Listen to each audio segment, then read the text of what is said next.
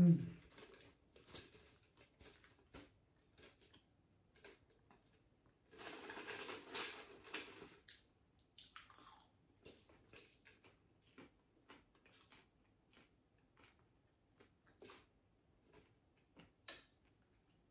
vous êtes là?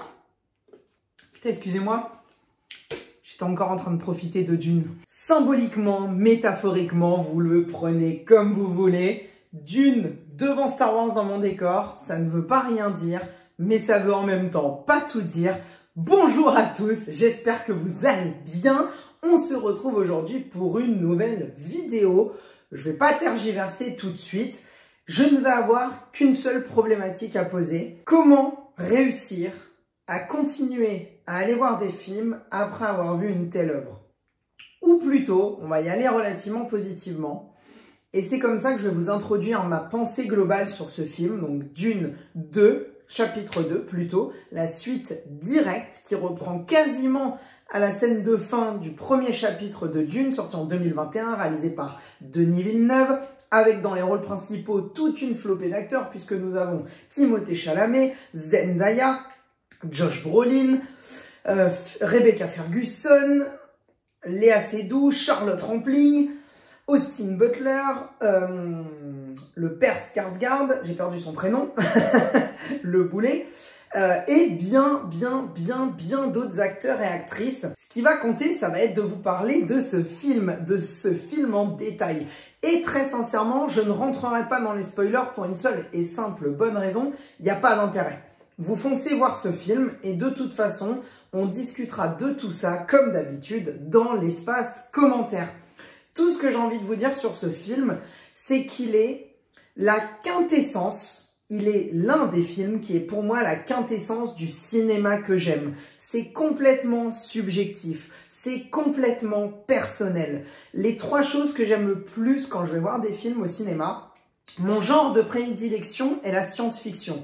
Forcément, vous l'avez bien compris, Star Wars étant tout en haut. Mon deuxième sujet de prédilection qui va fonctionner un petit peu plus, ça va être l'aspect où le film va transcender ses propos, où on va avoir un réel message derrière qui va rebondir, qui va ressortir de mes tripes et qui va tout simplement avoir un lien avec notre monde, tout ce qu'on a vécu, ce qu'on peut potentiellement vivre à l'avenir.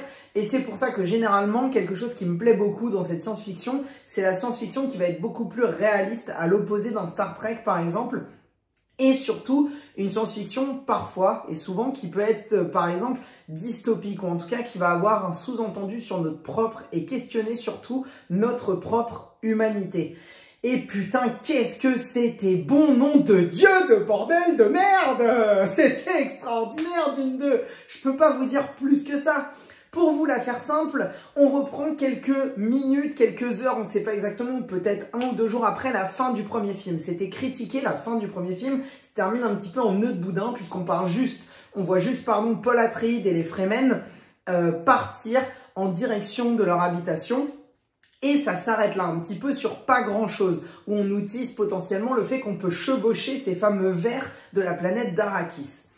Et en fait, ce film-là, il va être divisé en 3 actes extrêmement distincts. Le premier, c'est la compréhension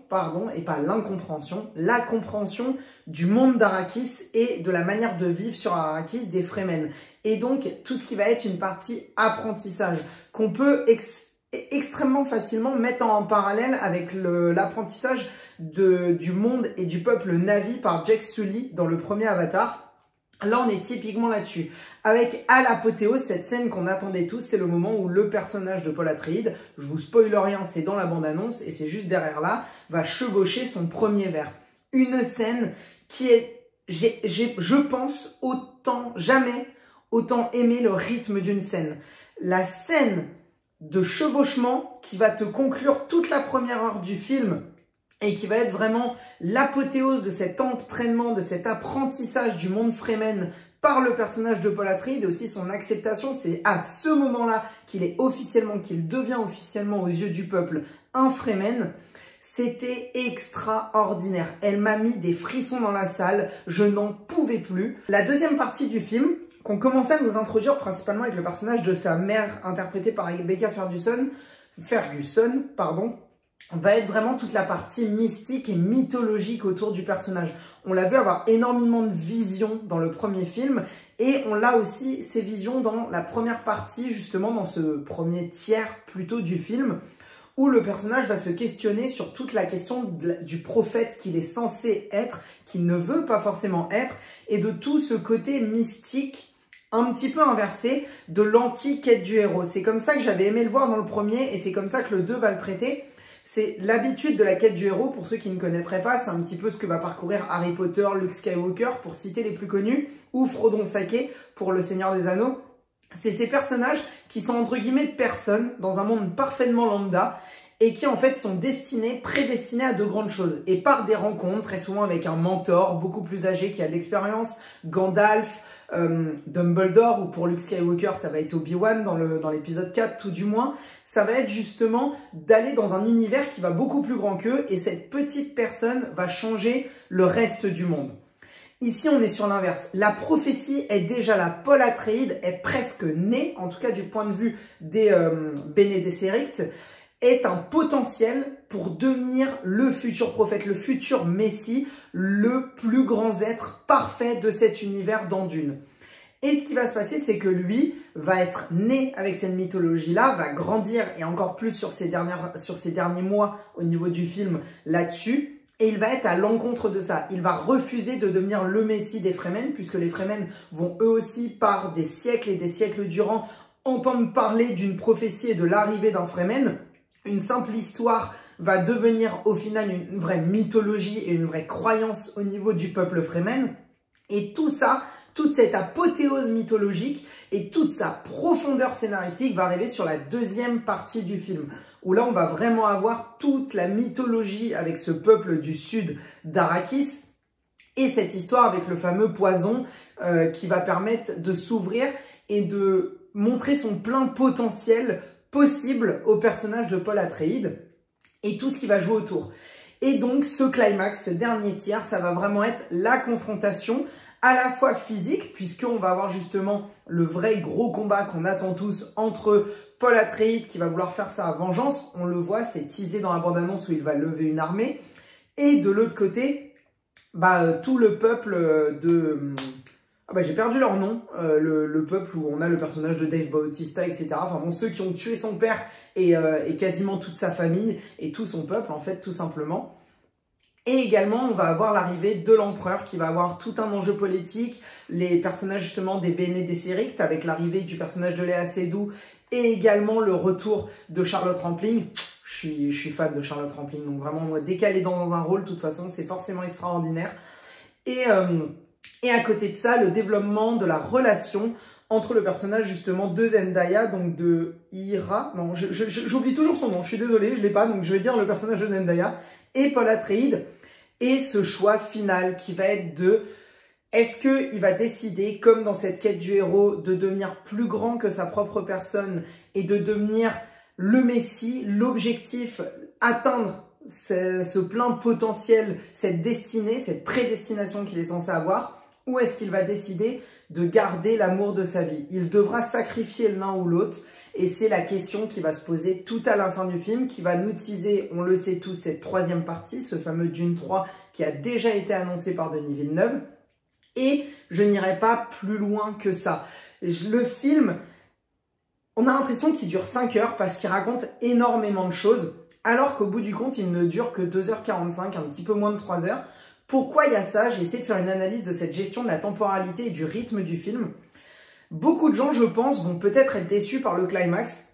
On n'a pas de grande scène de bataille. C'est une chose qui avait été aussi reprochée dans le 1. On se rappelle tous de cette scène où Josh Brolin, avec l'armée des Atreides au moment de l'attaque, se met à tous aller les attaquer. Et là, on a une grosse explosion qui apparaît devant la caméra au moment où les deux armées se rencontrent et fin de la bataille.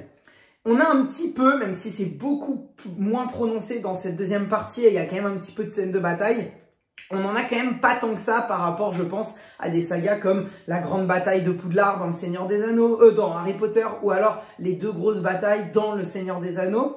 En fait, là, on se concentre vraiment sur une réflexion simple, c'est qu'est-ce qu'on en a à foutre de voir Paul Atreides ou d'autres personnages tuer 50 sbires qu'on ne reverra jamais? On s'en fout.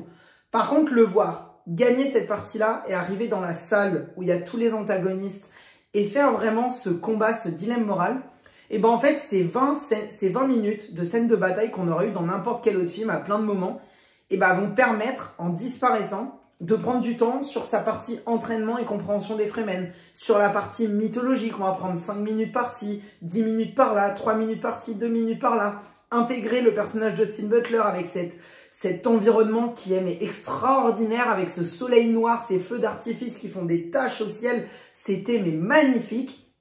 Et donc effectivement, le film pourra peut-être en rebuter certains. Mon rêve, c'est qu'il atteigne le milliard. Voilà, c'est mon objectif. Je vais faire une énorme propagande autour de ça. Je veux que ce film atteigne le milliard. C'est mon rêve, mon objectif. Mon fils, ma bataille. C'est pas mon fils, mais c'est ma bataille. Et donc, foncez voir Dune 2 encore et encore. C'est le film, et là je ne vais pas me faire des amis en disant ça, que Avatar 2 aurait voulu être et qu'il ne sera jamais, c'est-à-dire une bonne suite, cohérente, plus forte, plus profonde, plus intimiste. En bref, c'est meilleur. Et aujourd'hui, en 2 films et 3 ans, Denis Villeneuve est en train de s'imposer de manière beaucoup plus concrète et puissante dans le cinéma de science-fiction moderne que James Cameron aurait aimé le faire, avec ses 10 années de retard sur la suite de l'excellent premier Avatar et sur les suites qui arrivent qui, pour moi, me font très peur, mais ça on en discutera, je l'espère, tous ensemble dans quelques années. En attendant les amis, prenez soin de vous, allez voir des films et surtout allez voir Dune 2. Mettez des pouces bleus, ça ferait super plaisir, ça régale. N'oubliez pas aussi de mettre en commentaire ce que vous avez pensé du film. Et là, on pourra rentrer beaucoup plus dans les détails. Là, c'était vraiment une grosse introduction autour de Dune 2. Abonnez-vous aussi à mes autres réseaux, principalement mon compte Instagram. Et je fais aussi tous les lundis soirs, comme je vous l'ai dit, un live sur Twitch avec l'association Pelliculte. Et en attendant, prenez soin de vous, allez voir des films, ça je vous l'ai déjà dit. Allez voir Dune 2, je vous l'ai aussi dit et je peux encore vous le redire. Allez voir Dune 2. Et surtout, n'oubliez pas, regarder des films, c'est bien, mais les comprendre, c'est mieux. Ciao, ciao les amis. J'espère en tout cas qu'ils auront compris que Dune 2, plus qu'un grand film, c'est un chef-d'œuvre. Et plus qu'un chef-d'œuvre, c'est un film qui, moi, en tout cas, me marquera pour tout le reste de ma vie. J'ai déjà prévu même, d'ailleurs, d'aller le revoir. Et tout ce que j'ai envie de vous dire, c'est que ce truc-là m'a coûté quand même 10 €. Mais putain, quand je le ferai signer par Timothée Chalamet, je serai le plus heureux des hommes. Bon, non. Peut-être plutôt par Zendaya. Oh, ou alors par Denis Villeneuve. Ou Hans Zimmer, en vrai. Ouais, Hans Zimmer, ça peut être cool. Bon, allez. À la vôtre.